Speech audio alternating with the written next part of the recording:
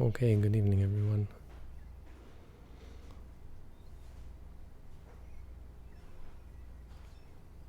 Welcome to our evening broadcast, evening Dhamma talk.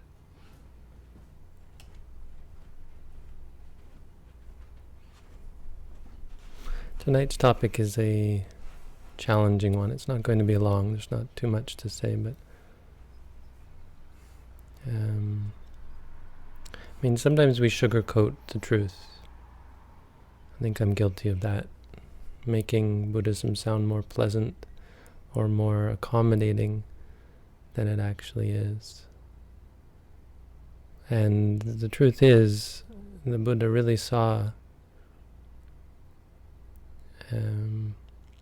our situation as human beings as quite wretched.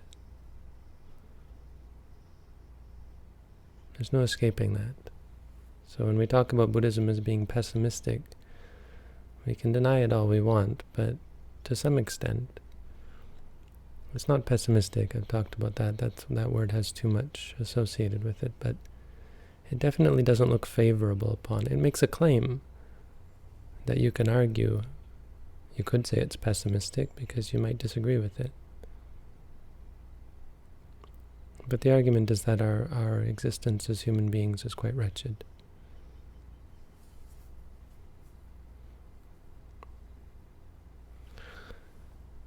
And it has very much to do with the fact that we're dependent. We are, as slaves, as sick people,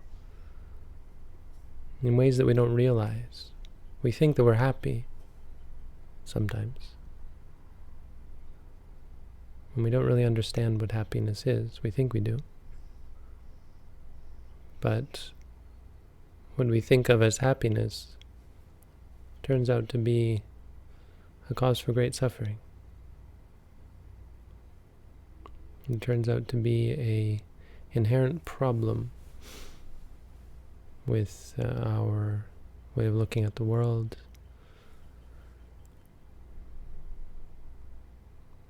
based on the fact that we are very much dependent and therefore at the mercy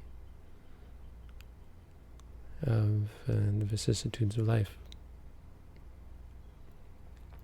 So this particular sutta, it's in the Samyutta Nikaya, Nidana Samyutta, which is a wonderful Samyutta.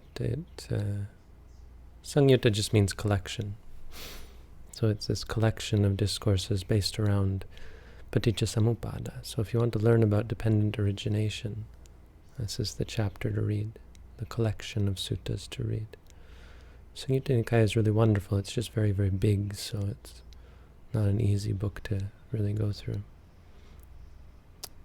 That doesn't mean you shouldn't. But this is number 63. That's what's it called? Putta Mangsupama Sutta. Upama is a simile. Mangsa means flesh, and putta means son or child. So the simile of the flesh of the child. The sutta is actually about food. You remember a few days ago, I think, or some days ago, I mentioned this as the first of the 10 Dharakapanha, Kumarapanha,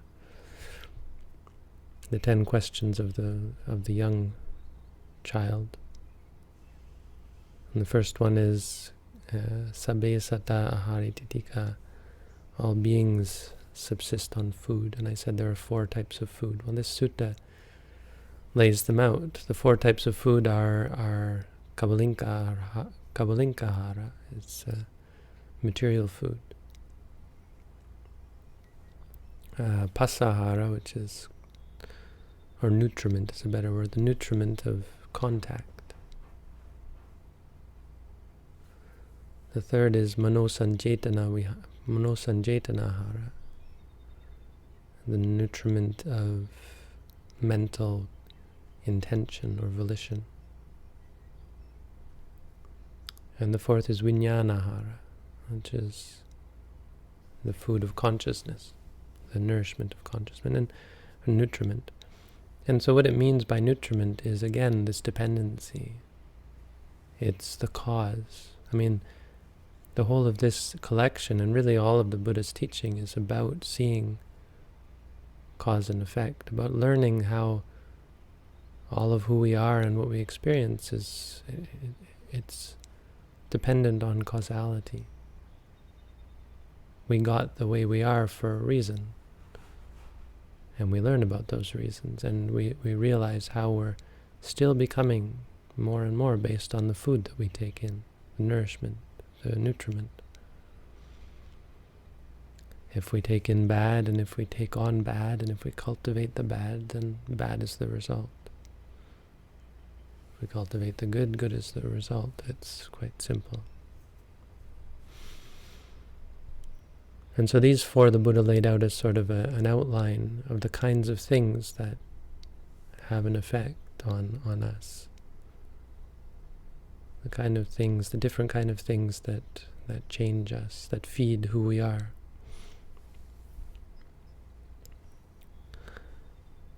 And I said in the beginning, he sees it as quite wretched, this situation of dealing with these types of food. And they don't sound bad at all, I suppose, when we hear about them, because we're quite enamored with them. But the Buddha, in this sutta, he lays out a description of these four. So he said, how should you think of physical nutriment? When we think of the food we eat, how should we think of it? And he gives the simile of the flesh of the child. The simile is this, or the example is this, the analogy, I guess, is this.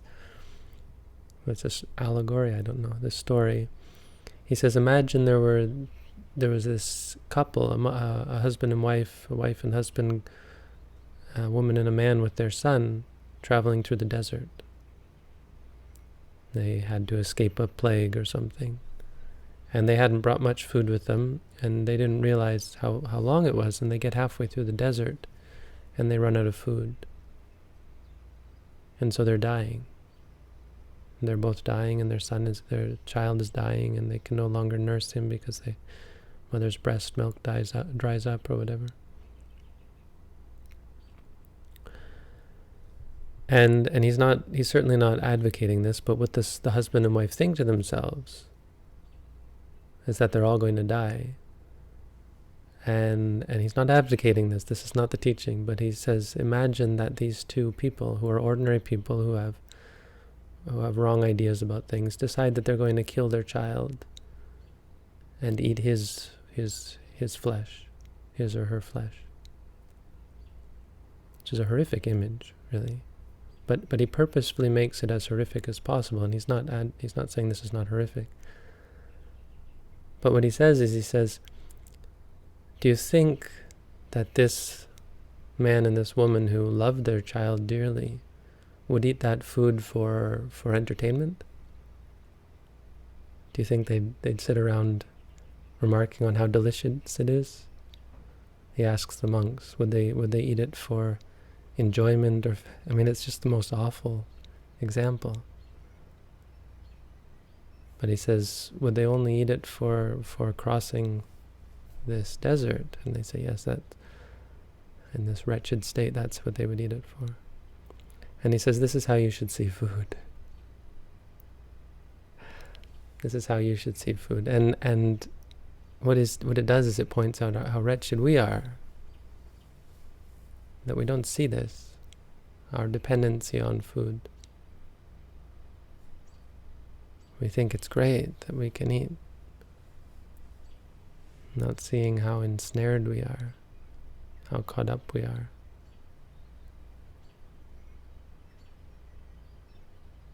So it's a wake-up call for us to see that using this food for pleasure is like chickens clucking about in the pen, having no clue that they're going to be slaughtered.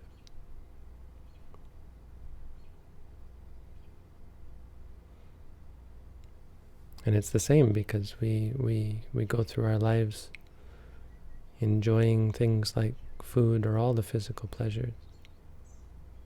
Sights, sounds, smells, not just tastes, feelings. And we suffer terribly for this because we become ensnared. We become, well, at the very least, we're hopelessly ignorant of the reality of our situation, and so unable to deal with stress and suffering, unable to deal with old age, sickness, death, loss, trauma. Instead, we live our lives praying and hoping that these sorts of things don't happen to us. I'm going to live forever, right? Or at the very least, I won't meet with loss or trauma or trouble, difficulty.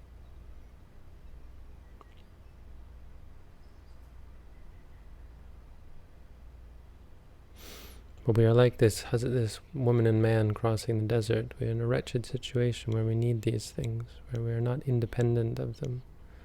And moreover, we are intoxicated by them.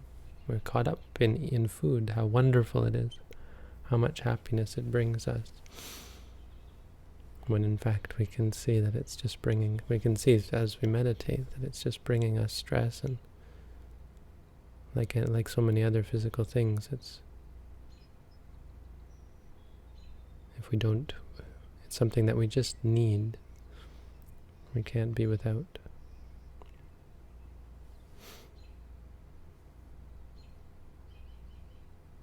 And he says that, it's an optimistic teaching, though what many people might not agree. The optimism is when you realize this, you free yourself.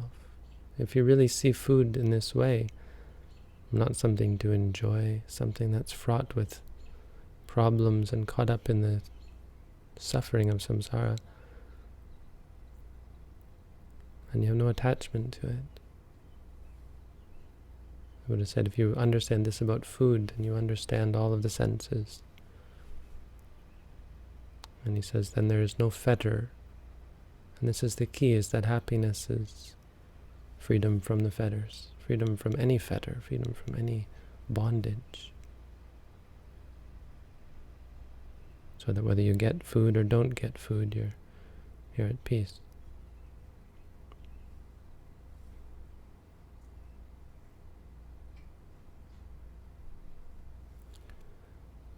There was someone was asking me, why wouldn't an enlightened being just starve themselves? And in fact, it apparently is it's something that's in the text. There are enlightened beings who just wouldn't eat, not purposefully perhaps, but would just not be concerned about going to get food. And it's not certainly not the way of all enlightened beings, but there's nothing wrong with this. The point is, when you're enlightened, you're free. You don't require food to be happy, to satiate you, to satisfy you, to console you.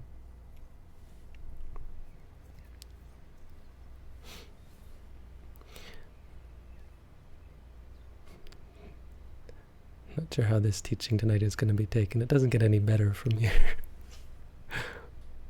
I don't care. Number 2. This is the real stuff. No, this is the Buddha. Number 2 is contact. So what is the food of contact? The Buddha says, suppose there was a flayed cow. This is a word that might not be familiar to everyone. F-L-A-Y-E-D. Flayed means whipped, right? But flayed actually means the skin is broken. So it's a cow that someone whipped, or maybe flayed is to use a different instrument, I'm not quite sure, but to the point where it starts to bleed.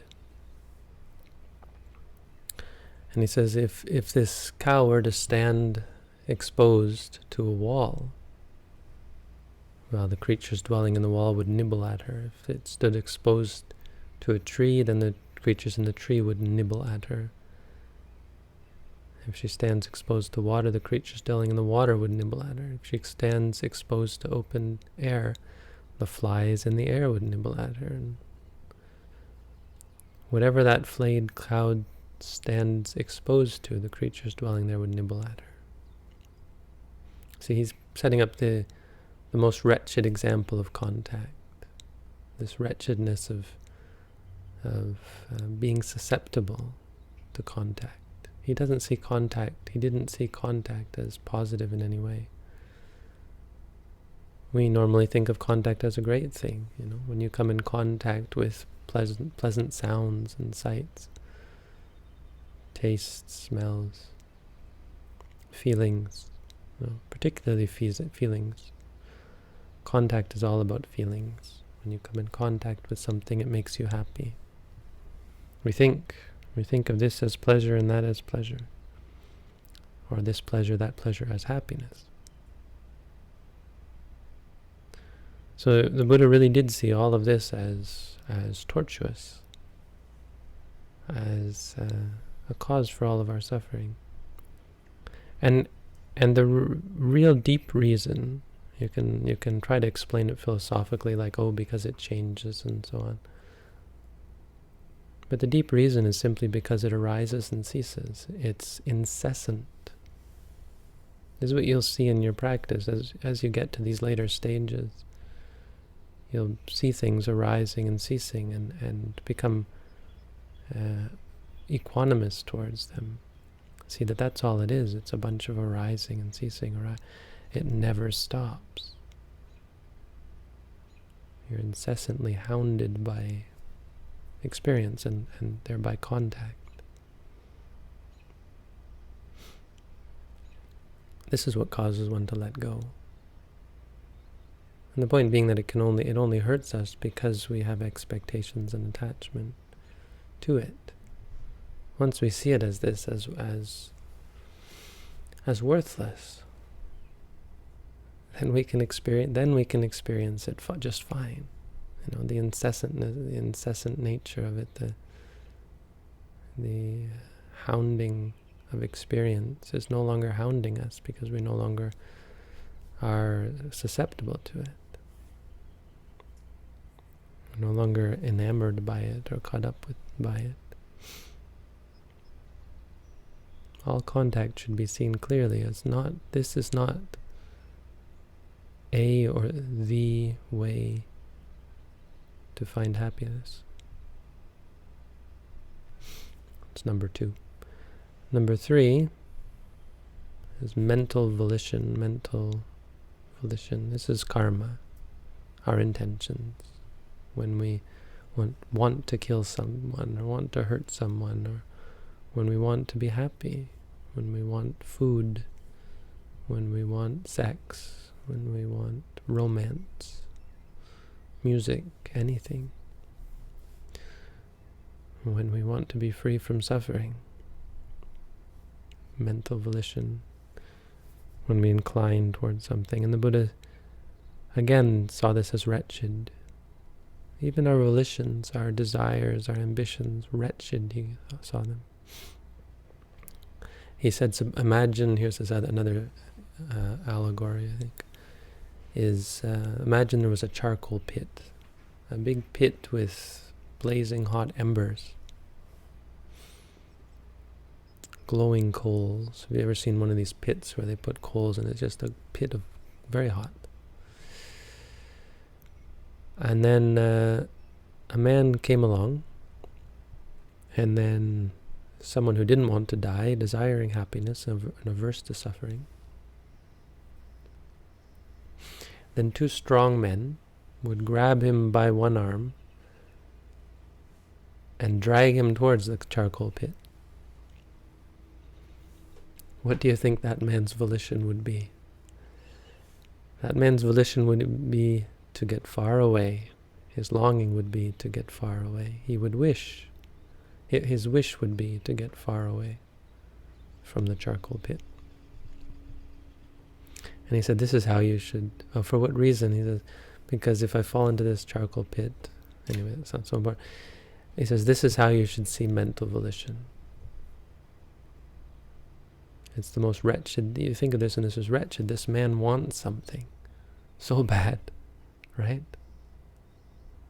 And in fact, the funny thing is, it's hard to believe if you've never really studied or of course, practiced the Buddha's teaching.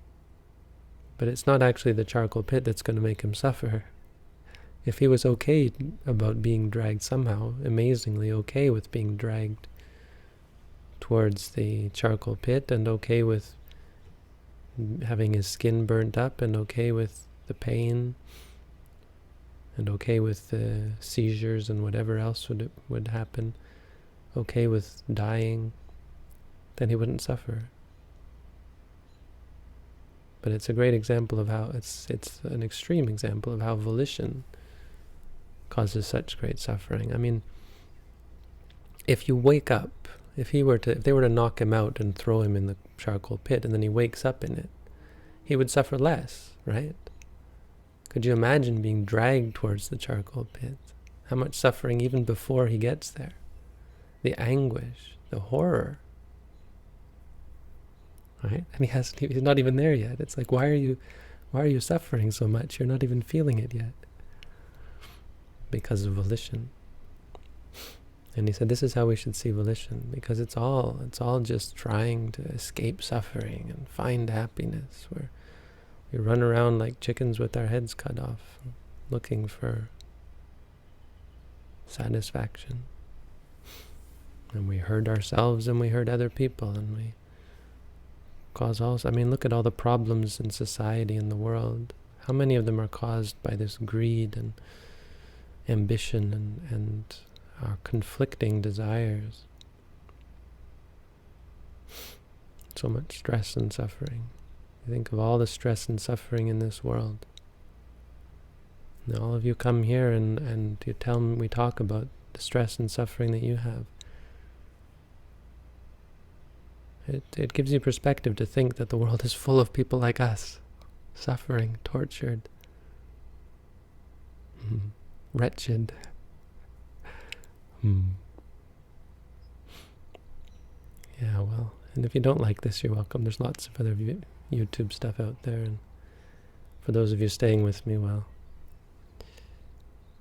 I think you kind of get what I'm saying. This is deep stuff. It's hard to swallow, I think. If you've never really practiced, it just sounds pessimistic. It's really not. It's realistic, and it's optimistic, because it talks about how to find real happiness. Buddha wasn't afraid of calling it like it is. How this would be received by the world, how it will be received tonight by YouTube, I don't know. It doesn't really matter. Truth is the truth. The fourth one is consciousness. And he says, how should you understand consciousness? Yeah, it's not any better. So we have consciousness. We're always conscious, right? Maybe except when we're sleeping or in between experiences, maybe. But consciousness, how should we see consciousness? He says, well, suppose there were a bandit, a criminal, and they brought him before the king and said, this man here is a bandit, a criminal. He says, they say, King, tell us what his punishment should be. And the king says, well, go and in the morning strike him with 100 spears. All morning, 100 spears. I don't know what it means. Maybe poke him with the tip of it, bleed a little bit. 100 times. And so in the morning they go and they strike him with a spear they poke him with a spear 100 times. And the king asks at noon, men, how's that man? And they say, still alive, sire. Remarkably. And then he says, then go at noon now and strike him with 100 spears. And so they strike him with 100 spears at noon, pierce him with 100 spears. In the evening he asks again, how is that man? Still alive, sire. And he says, then go in the evening and strike him with another 100 spears. And so in the evening they strike him with another 100 spears. And the Buddha says, what do you think? That man being struck with 300 spears, would he experience pain and displeasure on that account? And they're like, Venerable Sir, even if he were struck with one spear, he would experience pain and displeasure on that account, not to speak of 300 spears. And the Buddha said, in this way, the nutriment of consciousness should be understood, should be seen. Wretched. Again, all consciousness. All consciousness. You see the incessant arising and ceasing of it. You see that consciousness is just like a dart. It's an invasion. How hard is that to see, right? Consciousness is an invasion. It's very hard to see. The only way you could really appreciate that is if you'd seen Nibbana. If you'd seen something better, experienced something better. Something better than consciousness. I mean, you say unconsciousness. Well, I suppose, it's one way of describing it. But it's not like sleep. It's like freedom. I don't know. It's a very deep teaching. I'm afraid it will be misunderstood or unappreciated by the general audience. But I think it's also important that we do at least come to terms and we don't lie to ourselves about what we're dealing with. If you don't like it, then you have to... the best thing about all this is if you don't like it, you can disprove it. The problem is it's true. So, it'd be nice if samsara was a wonderful place and if we could work this out so we all live together in harmony for the rest of eternity. But, those religions that teach people about this eternal heaven where you sing hallelujah forever, it's a nice thought. It's a wonderful dream, but it's not reality.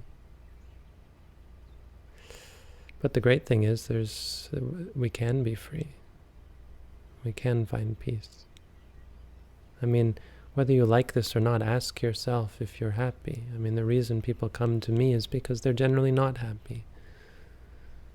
Some are fairly happy. It's not all the case, but people come because they want to improve themselves. The best people. Some people come thinking they're just going to have fun, and that's a problem because they don't see the challenges and the problems and the danger of clinging. But the best people, the ones who really get from this, are the ones who need help and see that they need help. Because they're able to find help. They're able to help themselves. So, there you go, a little food for thought. There's the Dhamma for tonight. Thank you all for tuning in. Thank you all for coming.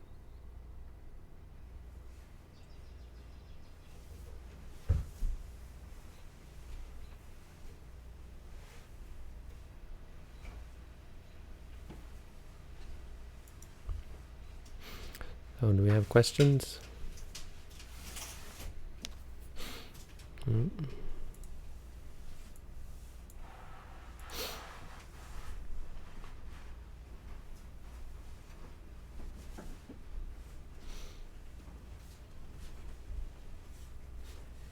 I can't even log in.